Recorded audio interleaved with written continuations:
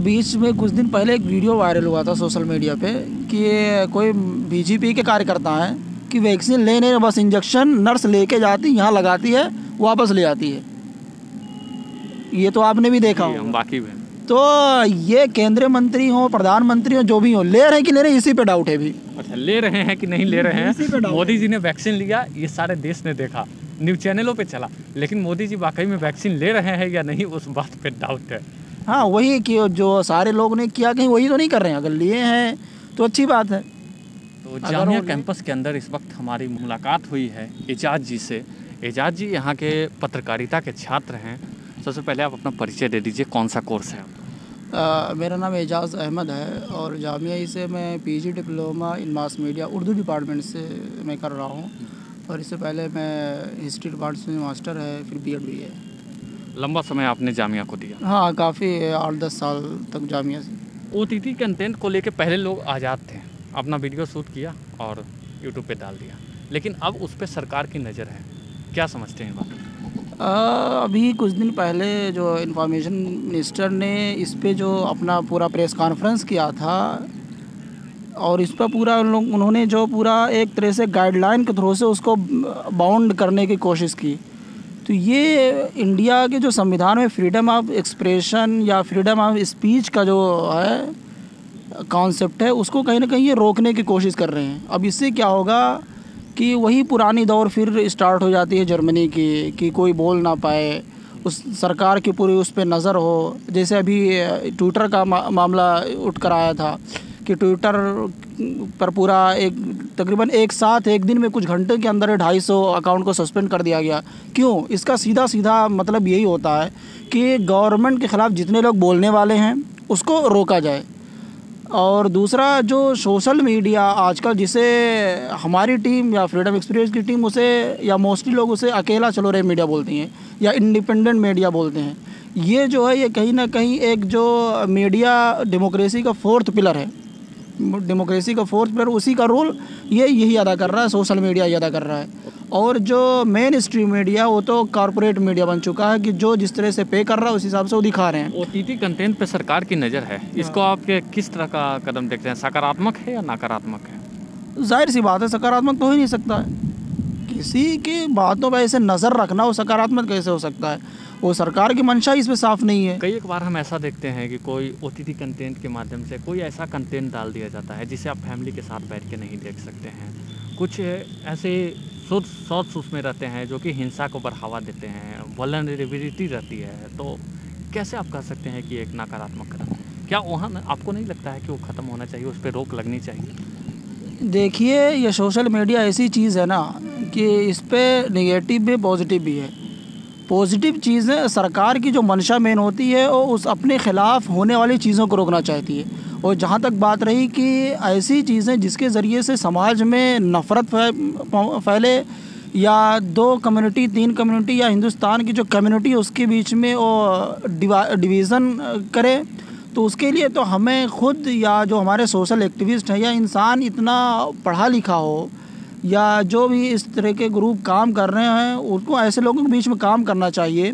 और कर भी रहे हैं, बहुत सारे जो कर भी रहे हैं कि सोशल मीडिया पर ऐसी चीज़ें ना डाली जाए। अब वो तो सरकार की है, खैर उसमें सफल नहीं हो रही है। सफल नहीं हो रहा है। अगला सवाल हमारा ये है कि आज देश में लगातार कि सरकार की मंशा इन सारी चीज़ों को रोकने के लिए, गाइडलाइन लाने के लिए सरकार की मंशा क्या सरकार की मंशा ऐसे कंटेंट को रोकने की है या सरकार की मंशा अपने खिलाफ उठने वाली आवाज़ों को रोकने के लिए? सरकार की मंशा ऐसे कंटेंट की रोकने की है या उनके खिलाफ उठने वाली आवाज़ पे है, बात में दम है।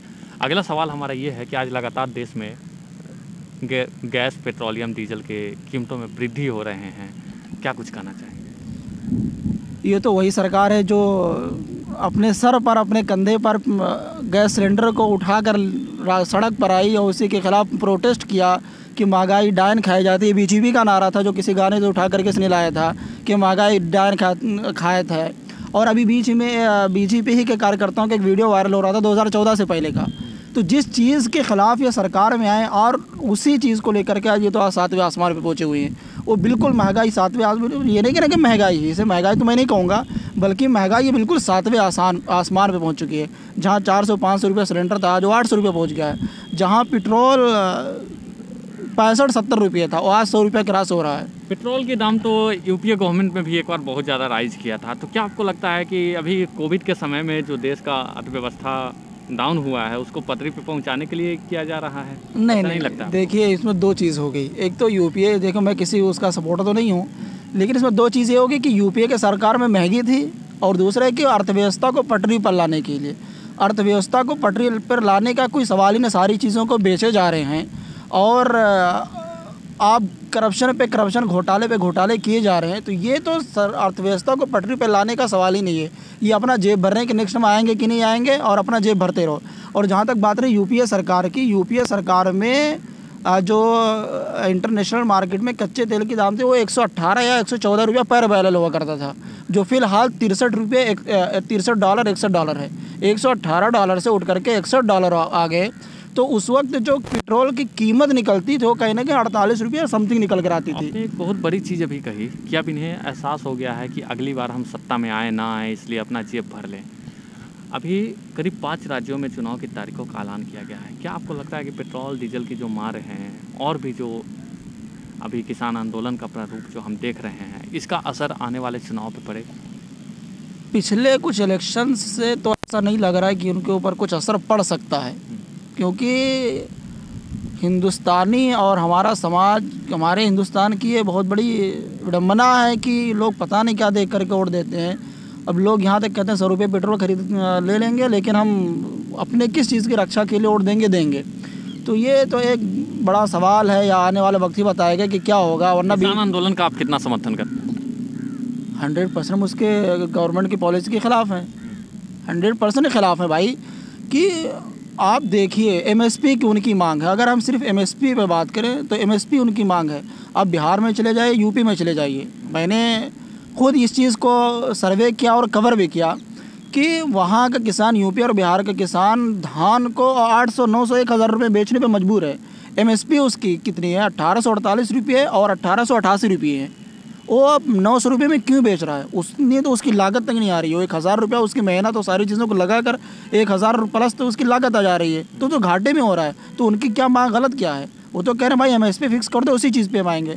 दूसरी चीज़, एमएसपी अगर फिक्स कर, एमएसपी और दूसरा एपीएमसी मंडीज़ को ये लोग ख़त्म कर रहे हैं कि पूरा किसान आज़ाद है, कहीं भी जाए।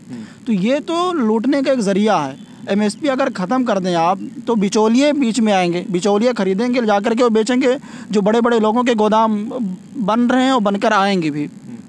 मीडिया में सारी चीज़ें बहुत हैं कि कहाँ पर गोदाम बन रहे हैं, चाहे अडानी ग्रुप हो या अंबानी ग्रुप हो। हरियाणा एसआर के पास पूरा गोदाम लग चुका है अडानी ग्रुप का। तो अगर ये मंडीज़ ख़त्म कर देंगे तो किसान कहाँ बेचेगा? अडानी तो अपने ट्वीट के जरिए ये भी साफ किया है कि हम कोई भी अनाज स्टॉक करने वाले नहीं हैं। करनी और कथनी और करने में फ़र्क है। ये तो सारे लोग देख रहे हैं, सारे लोग देख रहे हैं ना कि इसका कहाँ क्या बन रहा है। कोविड-19 का क्या हाल है देश में? क्योंकि आप भी मास्क नहीं लगाए हैं। मास्क तो इसलिए मैं नहीं लगा रखा हूँ क्योंकि मैं तो बैठा हुआ था, अकेले ही था, इस वजह से मास्क नहीं है। और क्या लगता है अब कोरोना ख़त्म हो गया? बीमारी है, ख़त्म नहीं है, लेकिन जिस तरह हवा बनाएगा उतना तो नहीं होना चाहिए। हवा है अब, जैसे मिसाल के तौर पर कि हिंदुस्तान की सारी चीज़ें खुल चुकी हैं, मार्केट 100%। अगला सवाल हमारा यही आपसे है कि जब मार्केट खोल दिए गए हैं, 5 राज्यों में चुनाव का ऐलान कर दिया गया, तारीखों का ऐलान हो गया, आखिर जामिया विश्वविद्यालय क्यों नहीं खोले जा रहे हैं? विश्वविद्यालय, महाविद्यालय, यूनिवर्सिटी से क्या दिक्कत है सर? वही मैं कहने वाला था कि 5 स्टेट के अंदर तो ऐलान कर दिया गया इलेक्शन का। इससे पहले बिहार के अंदर इलेक्शन हुआ, कितनी भीड़ होती थी, वो आपने भी देखा, हमने भी देखा, लोगों ने कवर भी किया। और उसमें देखिए पॉइंट कितना ज़बरदस्त है कि किसान आंदोलन तकरीबन 90-95 दिनों से चल रहा है, एक भी पेशेंट नहीं आया है। किसान आंदोलन में अब तक एक भी पेशेंट नहीं आया। आप वहाँ पे जो डॉक्टर्स हेल्प कर रहे हैं उनसे जाके पूछिए, वो भी यही कहते हैं, हमने खुद कवर किया है कि एक भी पेशेंट ऐसा नहीं है जो कोविड-19 का हो।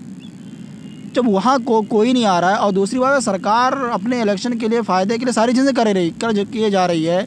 सिनेमा हॉल्स 100% खुल गए, 100% कैपेसिटी के साथ, लेकिन इन्हें पता नहीं किस चीज़ का डर है कि वो यूनिवर्सिटीज़ को खोलने का नाम नहीं ले रहे हैं। और जाहिर सी बात है वो कहीं ना कहीं यही है, उन्हें डर है कि कहीं ना फिर से ना यहाँ प्रोटेस्ट स्टार्ट हो जाए, चाहे सीए को लेकर हो, चाहे वो किसान आंदोलन के लेकर हो, या इनकी नाकामियों को लेकर हो। इनकी विश्वविद्यालय को बंद रखने से सीए का प्रोटेस्ट स्टार्ट नहीं होगा, ये सरकार को लगता है?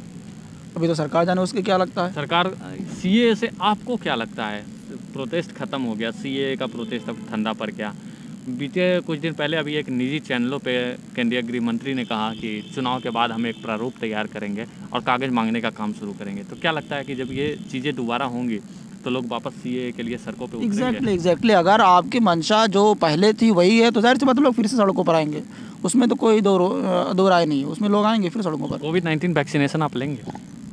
हाँ ले सकते हैं, इसमें क्या है। ले सकते हाँ लेकिन आप प्रधानमंत्री मोदी की तरफ नहीं लेंगे कि आज वैक्सीन ले रहे हैं और 5 स्टेट का इलेक्शन है और अपने इर्द गिर्द उन 5 चीज़ों को लेकर खड़े हैं। आसाम के इलेक्शन है तो उसका रुमाल है, तमिलनाडु में इलेक्शन है तो तमिलनाडु के एक नर्स है, तो ऐसा तो नहीं करेंगे दिखावे वाली ना। ठीक है, हमारा सवाल ये है कि कुछ राजनीतिक पार्टियां और कुछ एक्टिविस्ट ने और दूसरी चीज़ आपने कहा कि वैक्सीन लेंगे कि नहीं, हम वैक्सीन वो लोग जो सबसे ज़्यादा ज़रूरतमंद है उसको लिया जाए।